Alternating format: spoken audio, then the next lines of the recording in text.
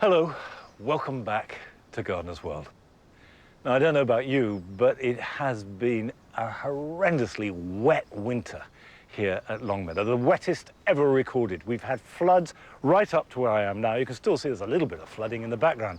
And our house has been lucky. We haven't been flooded, but I do know that a lot of people in this area have had terrible floods to contend with. So it's been a tough time. But the garden seems to have come through unscathed. There's a real feeling of spring in the air, things are growing fast, there's a freshness, and certainly now is the time to do a whole host of jobs. And what I'm doing at the moment is lifting this iris. This is Iris sibirica that likes wet conditions. It has lovely little blue flowers in June. It's really vibrant, but you can see from here that it's formed a kind of donut, a circle, with a sort of empty space in the middle, and that's very typical of herbaceous plants. You plant them as a clump, they grow outwards like that with the new parts on the outside, and the middle, the oldest bit, can hollow out. So every 2, 3, 4 years, depending on the plant, it's a good idea to lift them, divide them up, and then create yourself some new plants. And the time to do this is right now when you see good, strong growth, and the plant will hardly know that it's been lifted. And you can see if I lift this part, let's point that out, that is the middle. So I could just chop that off. And you can see it's really, really hard. And this now is a nice, good, healthy clump that will grow strongly. I have to say it's very nice to get my hands back in the soil. This is the first day it hasn't rained for ages. It's good to be back in the garden. In today's programme, Frances immerses herself in houseplant heaven at a unique display at RHS Wisley. And we meet a gardener in Somerset who is simply potty about pots.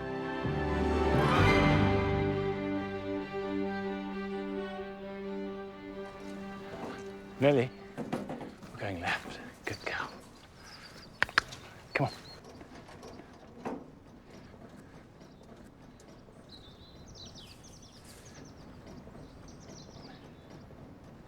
The writing garden has kept out the water. This hasn't flooded. And it's starting to really grow. We've got all the new growth of the daffodils. This is Thalia, that lovely ivory-coloured daffodil, and also the summer snowflakes, leucojum. And they're coming through, and they should be flowering over the next few weeks. And by and large, we've done most of the pruning in the garden. We try and get that done if it's at all dry around about February. But I haven't pruned the roses in here, and it's not too late to prune roses of any kind other than ramblers. So climbers, hybrid teas, shrub roses, you can prune those now without any harm. And quite a few people have noticed that their roses have kept their leaves all winter long. And they've asked, should you still prune them? And the answer is yes. If they've kept their leaves, it's simply because it's been so mild. As a rule of thumb, I always cut back my roses by about a third. Now, this rose, a shrub rose, is Rosa alba semiplena with white flowers in June and July. And this is typical of how it grows, because you can see there's a tangle of growth here, and also this, which is a new stem from the base. Now, on a shrub rose like this, you don't want one great arching one like that. So I'm going to cut this right back to there, and that will encourage it to shoot sideways. Now, the next thing to do is to clear the tangle a bit. You can see here, for example, we've got two stems crossing. Now, those will rub together, and where they rub, they can cause a wound, and where you get that, you're more likely to get infection. So one of those two has to go, and I think it's going to be the smaller one, and this is quite prickly. Okay, let's go right back in there and pull that out. I have got a glove, actually, which I might, just might, resort to using. Right, that comes out.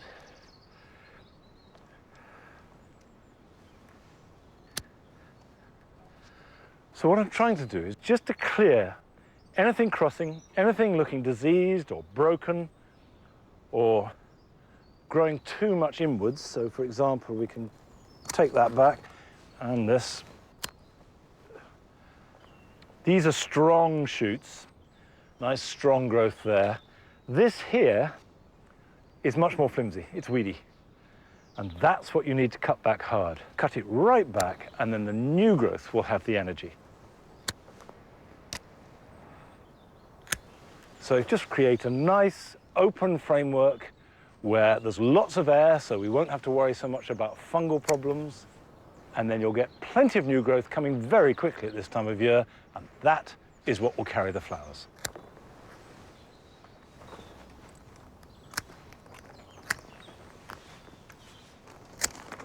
There's only one type of rose that is going to suffer if you prune it now, and those are rambling roses.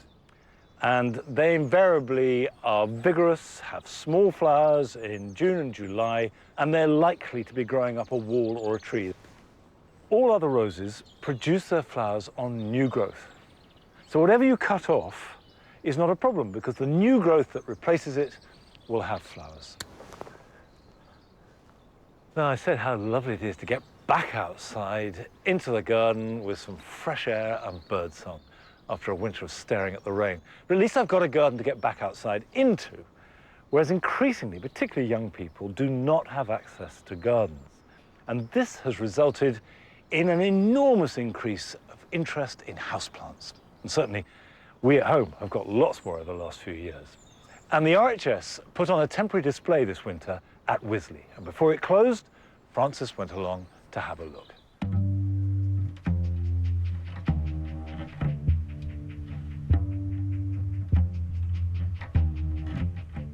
When I was a student up in Scotland, I had one lone peace lily in a pot, and it came with me to every room in the house. And now, never having had my own proper garden, the collection of houseplants I have has grown to probably about 50. I absolutely love them. Houseplants, as we know them, are basically outdoor plants that come from hot, dry, or tropical countries. They couldn't cope out in a wintry UK garden, but they can thrive in our homes. There's lots to choose from. So it means there are plants for every room, from a dark, shady hallway to a bright, airy kitchen. And I hear that this exhibition provides some incredible inspiration for what you can do with them in your home. It's based on an abandoned house where the plants have taken over.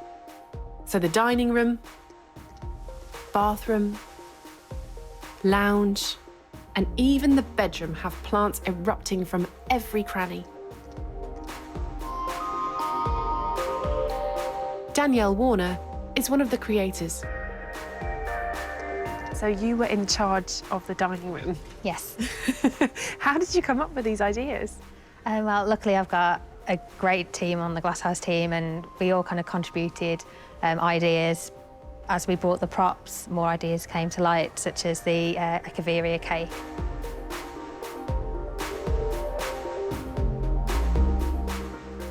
It's really nice to be able to use plants in a way you wouldn't necessarily get to use them otherwise. Yeah. And it's nice, it's a way that you could actually replicate at home yourself if you've got, you know, pots and pans lying around that you don't use, so. And the chairs are spectacular. How do you go about kind of designing and making these? We pretty much made them up as we went along, just picked a selection of plants, had a look at what worked well together, tried to use different textures and colours, tried to give them all their own personality. Totally. I like the spiky toddler. Yeah, I really like that. I just quite like the shape of it. It looks like a baby kind of waving his arms and screaming. I think it's great. And why is that one there knocked over? So that was meant to be kind of a stroppy teenager who's stormed away from the table and just knocked the chair over. Yeah, doesn't really want to sit with the rest of the family for dinner. Fair enough. Yeah. Families can be tricky. Yes, they can. While succulents hail from bright, arid areas, the lounge is full of plants from damp forest floors, which means they can handle lower light levels with their broad leaves. But they don't all have to be big. This is a miniature version of the Swiss cheese plant that we all know and love. And at home, Mine trails down shelves just like this, looking beautiful. In fact, this whole exhibition is filled with amazing, inspirational little pots, ways you can use your furniture. Makes you want to get planting.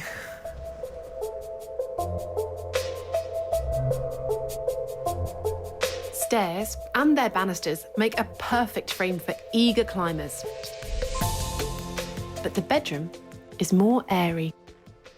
This really takes the idea of a flower bed to a whole new place. It's a four-poster filled to the brim with all different kinds of bromeliads. Now, bromeliads in the wild have evolved to grow as epiphytes, which means they grow on the bark of trees. So their roots and the water that falls into the leaf in their rosette formation is where they get their nutrients and their water from. So when you grow them at home, make sure you keep watering them into the plant itself.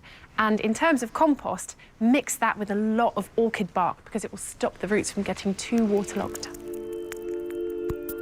The most famous bromeliad is probably the pineapple, and they're right here on top of the bedposts. And that is a nice touch.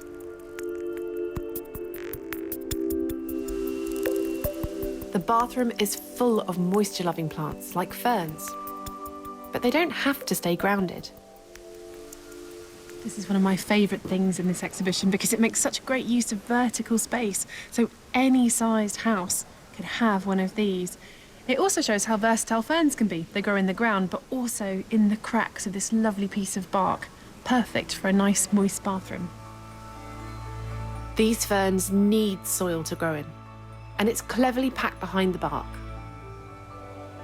For these living pictures, the soil is hidden in the depths of the box frame, with a covering of wire netting, so the plants can grow through.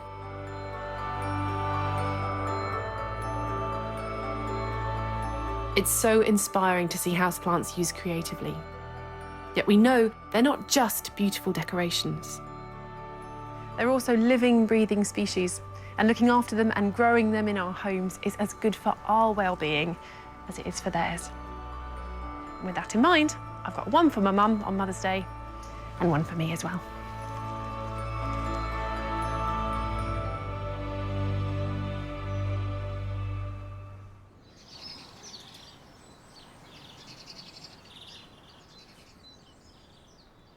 I know that that exhibition was really popular and successful, so hopefully they'll do it again next year and we can all go and see it.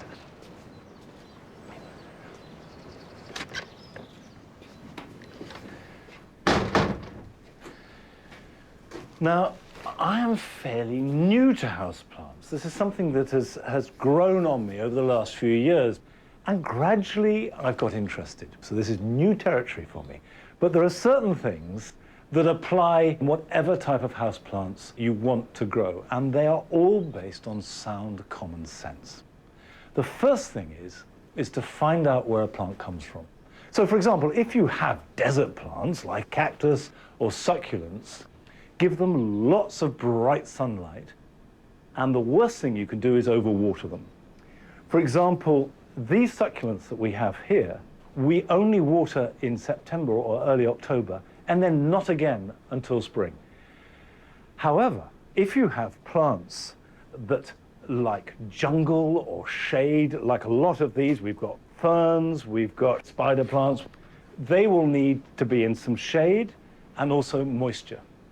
But the crucial thing is not so much moisture to the roots, but moisture in the air.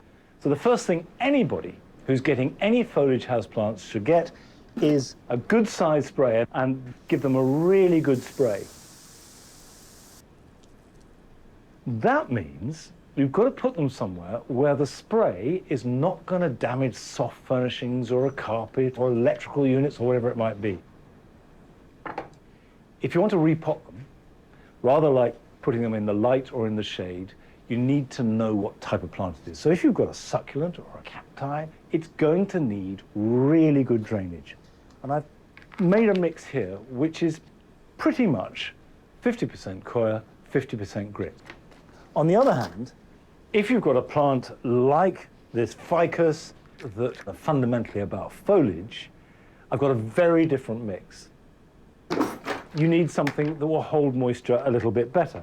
And so this is a peat-free compost mixed up with a little bit of leaf mould and a little bit of grit. Now, you can buy proprietary houseplant composts, and that's fine, except for the fact that a lot of them do include peat, and I see no reason ever to use peat. In fact, that's a subject that we are going to look at much more closely over the coming weeks, but that's to come. Now, I've got a calathea here that I want to repot. You can see here it's got these really striking markings on the foliage.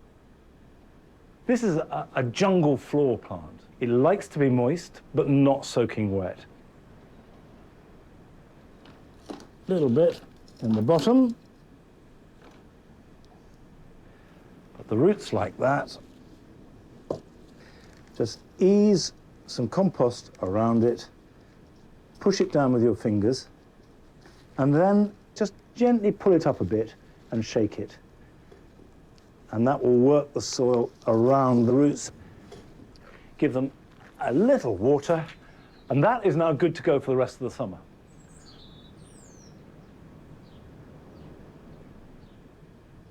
A lot of people I know are very worried because they see little black flies on their houseplants, and this is the scarab fly. They thrive in damp soils, but don't worry, they do little harm to your plants. But to keep them at bay, avoid overwatering and allow the soil surface to dry out completely in between waterings. We will be looking at houseplants a lot more this year and celebrating them for all their beauty and variety. Now, last May, we went to Conisbury in Somerset and visited a gardener who's growing her plants in pots, but outside. And most of us who garden have some pots. But she has lots and lots and lots of pots. I just counted all my pots. There are 1,259. They say I'm potty.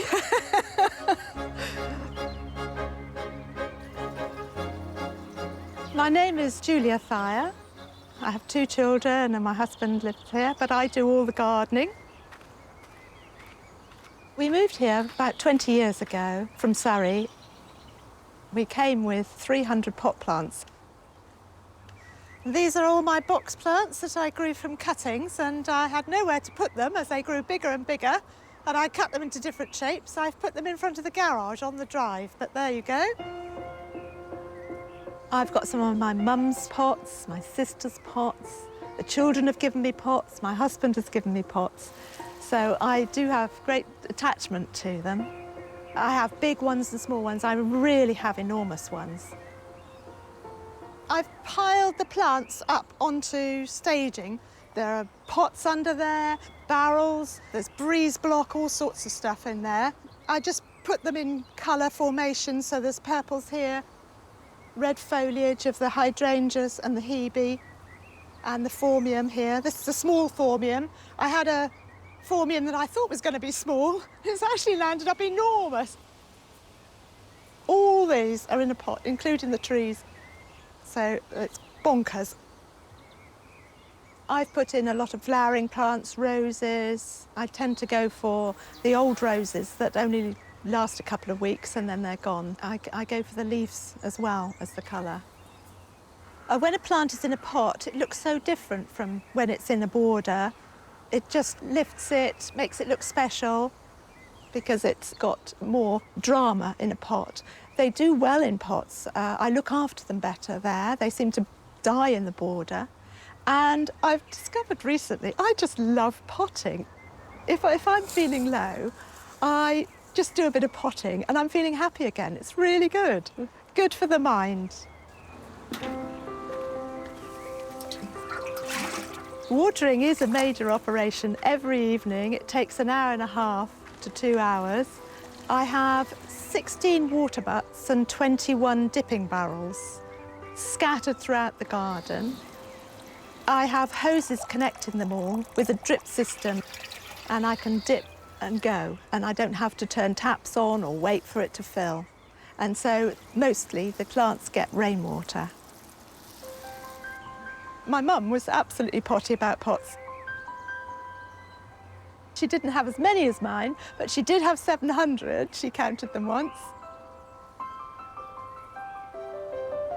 This is supposed to be my tropical south of France area. We'd just been to the south of France and I looked at all the windows and took photographs of them, and I thought, I'm going to make one of those.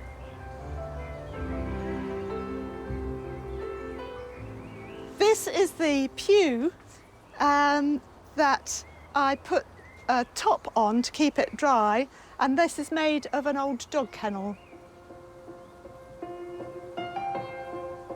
This year, the pelargoniums are looking really good in the conservatory. In previous years, I've tried watering far less in the winter, and they've looked ever so dead, and I've lost a few of them. But this year, I watered all winter, and they've done really well. They've looked nicer, they've looked alive, and now they're coming on really well. Most people have a conservatory on a sunny day like today for sitting, socialising, eating. Ours is usually a jungle. You need a machete to get from one door to another. The garden has become her canvas. I see it's a very useful recreation area, which Julia just happens to make beautiful for me. It's just lovely. We love it. I'm really trying to cut back on the number of pots because I think I've got totally enough now. But I probably won't resist. I'll probably buy another one.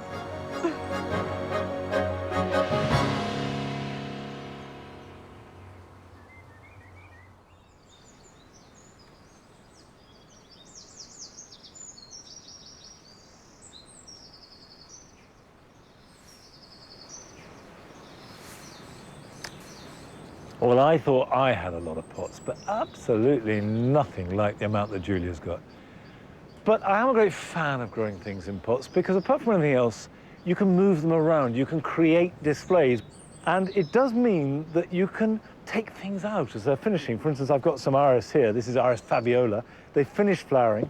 I'm just deadheading them before I move them because I don't want them to set seed. But don't cut back the foliage. With all bulbs, you let the foliage die back naturally, and that feeds into the bulb so they will flower next year. Now, all these bulbs were planted last autumn, but now we've come to that time of year where we want to be planning for summer.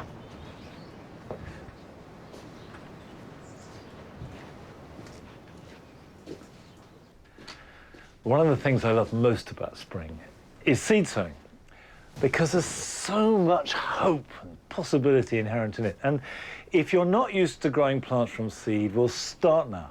It's cheap, it's easy, and if it doesn't work, well, you've lost a packet of seeds, and that's a lot cheaper than just losing one plant. I want to sow some tomatoes. I've got a compost made of coir, a little bit of leaf mold, a little bit of garden compost, a little bit of perlite, but if you just buy a general purpose peat-free compost, that'll do fine. Got a number of seeds. I've got one called Costoluto Fiorentino, which is a really good ribbed beefsteak tomato, and it's fantastic as part of a salad, but it's a meaty, chunky thing. Right, not a lot there. Let's do the trick where you just lick the end of a pencil, and the seed should stick to it like that, and then you can place it.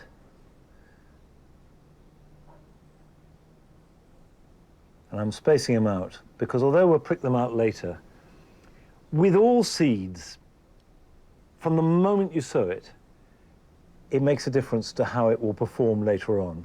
So if it develops well from day one, it's going to benefit months later. Now I'm just going to press that down, and the reason I do that is just to make sure that there's good contact between the seed and soil. Cover it with a thin layer of compost through a sieve, and if you haven't got a sieve, you can just either sprinkle some on or use a little bit of vermiculite if you've got it. Press that down again, put a label. The latest that I'd want to sow tomatoes would be the end of April, because after that there isn't enough time for them to grow and then set fruit and ripen. But you've could sow some now and then sow another batch in a month's time, and that will stagger the harvest. The next one I want to sow is called Kuo de Bue, which means ox heart. It's heart-shaped, and it's sort of halfway between a smaller tomato and a beefsteak. Now, these I'm going to sprinkle because there's enough of them. Right, press them down again, like that, cover them over.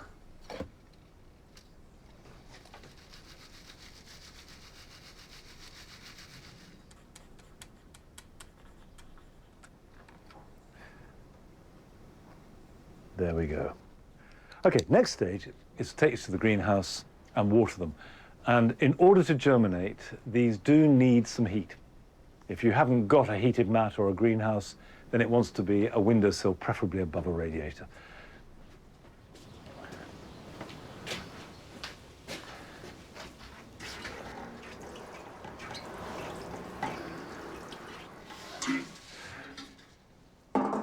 Right, that's one job done.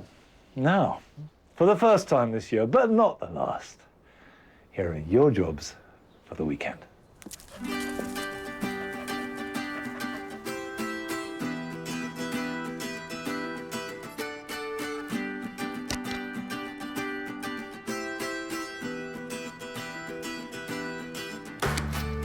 After spending a winter on a windowsill or in a greenhouse, pelargoniums are looking a little worse for wear, but they are beginning to grow vigorously, and now is a good time to cut them back. Prune them hard, leaving a shoot beneath the pruning point, and then the new growth will be much fresher and more vigorous. And you can make new plants by putting some of your prunings into a jar of water, and very quickly they'll grow roots.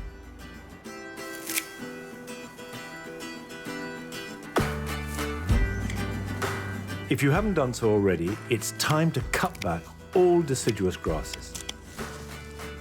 Take them right back down to the ground so the new shoots can grow through. And if you've got evergreen grasses, don't cut these back. Just tidy up any dead material.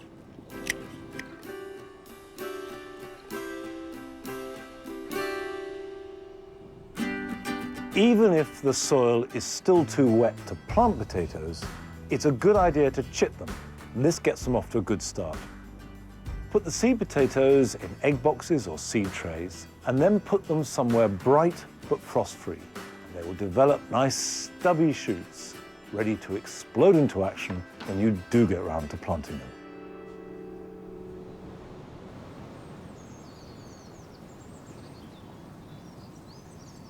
Well, despite it being a funny old winter, the garden is looking good, and the daffodils, for example, here on the mound, these are the native pseudo-narcissus, have never been better. And today is the spring equinox, which means that from tomorrow, we've got more day than night. And every day that light is stretching out. But we can't stretch the program out anymore, I'm afraid. That's it for today, but I will be back here at the same time next week. So until then, bye-bye.